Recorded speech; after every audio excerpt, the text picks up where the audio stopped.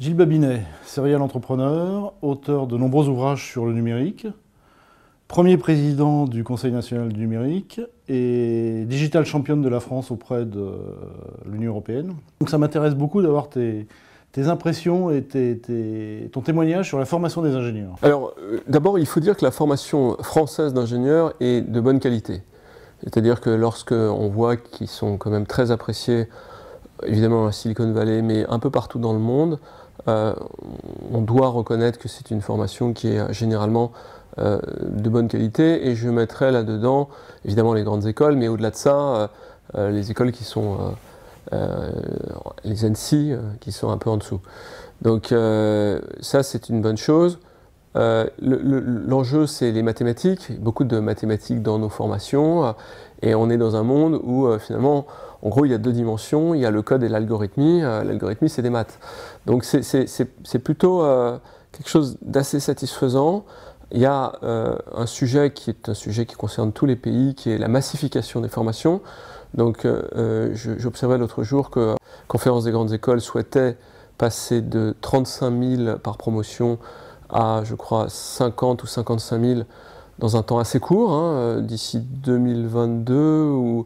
Bon, je crois qu'il faut s'en féliciter, ça va pas être facile, mais ça va plutôt dans la bonne direction d'un point de vue général.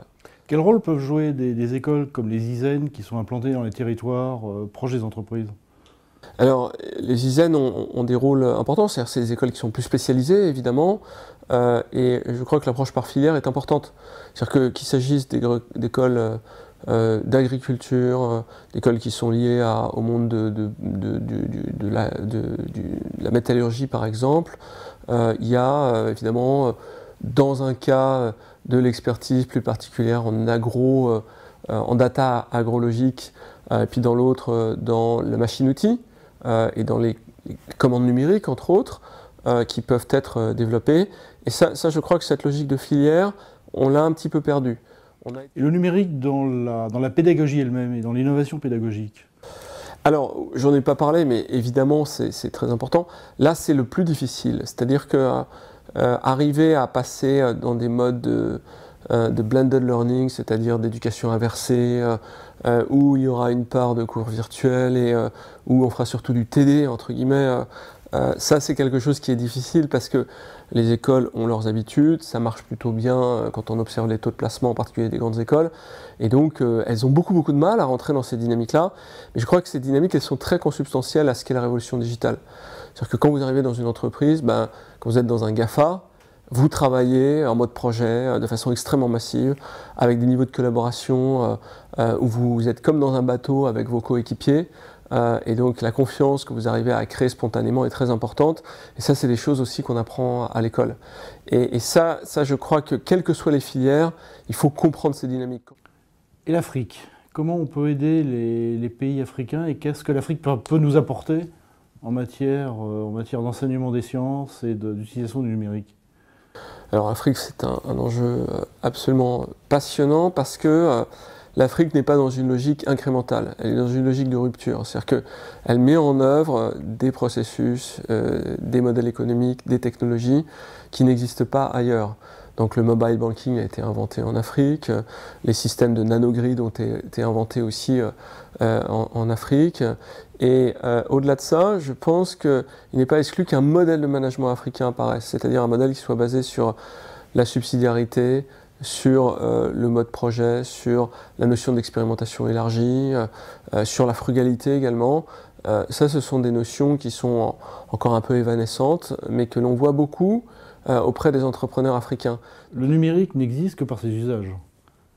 Qu'est-ce qu'on peut dire sur les futurs usages du numérique qui restent à inventer ou dont tu peux rêver? Mais je crois que c'est très bien de le dire, c'est-à-dire que les futurs usages du numérique, c'est l'aboutissement de ce qu'on appelle la user experience. Et pour moi, l'une de ces formes, c'est l'intelligence artificielle.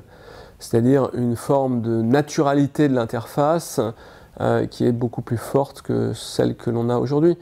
Je pense qu'il n'est pas exclu que dans quelques années, on dira, tu te souviens, à l'époque, on avait des moteurs de recherche et on devait faire des plus, des entre guillemets, des choses comme ça. Et peut-être que dans un futur proche, on dira, écoute, organise-moi des vacances ce week-end, je veux pas faire plus de 3 heures d'avion, et puis je veux pas conduire, et je veux être en pleine nature, quoi. Voilà le truc qui va me prendre probablement plusieurs heures aujourd'hui à faire si je veux faire ça. Tu parles d'interface, il y a un côté design et un côté créatif. Donc là, il y a forcément aussi des interfaces entre les designers et les créatifs, et les utilisateurs et les ingénieurs ont un rôle à jouer pour faire ce passage entre la création, presque la création artistique, et l'usage. En fait, on a eu deux mondes qui se rencontraient peu, hein, qui étaient le monde de l'expérience et le monde des sciences, objectivement. Et donc, il y a toutes les sciences humaines qui sont d'un côté, toutes les sciences dures qui sont de l'autre. Et là, aujourd'hui, c'est la confrontation totale. Et je pense que les ingénieurs, au sens presque étymologique du terme, du fait qu'ils ont des formations qui sont pluridisciplinaires et qui sont maintenant presque tous sensibilisés au design, vont être un peu l'alpha et l'oméga du monde qui vient. Et je le dis en étant un autodidacte, en ayant quand même beaucoup décrié la partie académique des formations des gens que je recrutais. Je pense que ce n'est pas anodin de constater que des entreprises comme Google recrutent 80% d'ingénieurs. Voilà, et d'ingénieurs qui sont issus généralement d'écoles où la dimension pluridisciplinaire est quand même assez présente. Je sais que tu connais la Cato de Lille. Est-ce que le numérique risque pas de déshumaniser un peu la relation à la technologie ? Alors, moi, il se trouve que j'ai eu plusieurs fois des échanges avec Pierre Georgini, et je crois que ce qui est intéressant, c'est la nature systémique qu'il cherche à introduire dans l'école. C'est-à-dire qu'il a compris cette notion d'aplatissement du monde, de renversement des modèles éducatifs, et il cherche vraiment non seulement à l'inculquer à ses élèves, mais aussi à en faire un outil de performance. Et je trouve ça extrêmement moderne. Et puis, il y a un peu naturellement, au sein de cette école, une sensibilité forte aux enjeux qui sont liés à l'humanisme de demain, donc une réflexion sur quelle humanité au travers du transhumanisme, etc.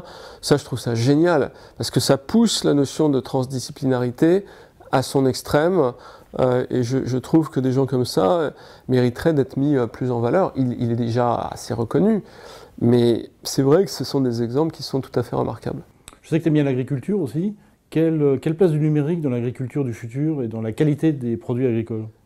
L'agriculture n'a pas encore commencé tout à fait ça, mais devrait vivre probablement une révolution emmenée par le numérique. C'est-à-dire que ce qu'on voit, c'est qu'on est capable d'avoir des externalités qui passent de négatif à positif. Par exemple, recapter du carbone, recréer la faune de qualité, etc. C'est théoriquement possible, on le voit dans des petites expérimentations, mais ça veut dire qu'il faut avoir des logiques qui sont quand même beaucoup en rupture avec ce qui existe. Or, aujourd'hui en France, la configuration du monde agricole qui est quand même pressurisée pour des questions de distribution de la valeur, n'est pas dans une situation optimale pour faire ça. Ils ont des enjeux qui sont évidemment de commencer par survivre.